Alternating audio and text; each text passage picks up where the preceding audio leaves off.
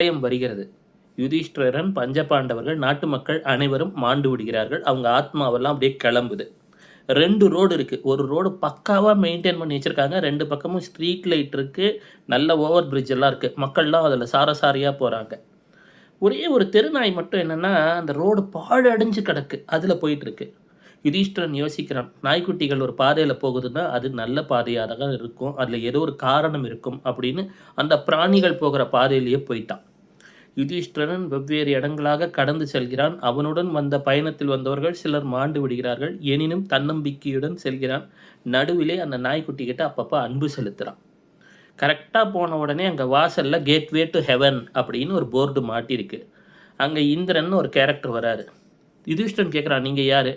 பக்கத்து ரோட்டில் மக்கள் சாரசாரியாக போனார்களே, அது நரகத்தின் பாதை. டெய்லி அங்கே ஹெவி டிராஃபிக்கு, அதனால ரோட்டை மெயின்டைன் பண்ணியிருக்கோம். சொர்க்கத்துக்கு இந்த மாதிரி வாயில்லா ஜீவன்கள் தான் வருது, அதனால் மெயின்டெனன்ஸ் கம்மியாக இருக்குது. நீ இதை ஃபாலோ பண்ணதுனால சொர்க்கத்துக்கு வந்துட்ட அப்படின்னாரு. சரிங்க, நாங்கள் உள்ளே என்ட்ரி கொடுங்கன்னும் போது அவர் சொல்கிறார், இங்கே மனிதர்களுக்கு மட்டும்தான் என்ட்ரி பாஸ், நாய்க்குட்டிக்கெல்லாம் தரமாட்டோன்னார்.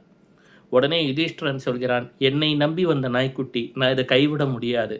இதுக்கு என்ட்ரி பாஸ் கொடுத்தீங்கன்னா நானும் உள்ளே வரேன் அப்படின்னா.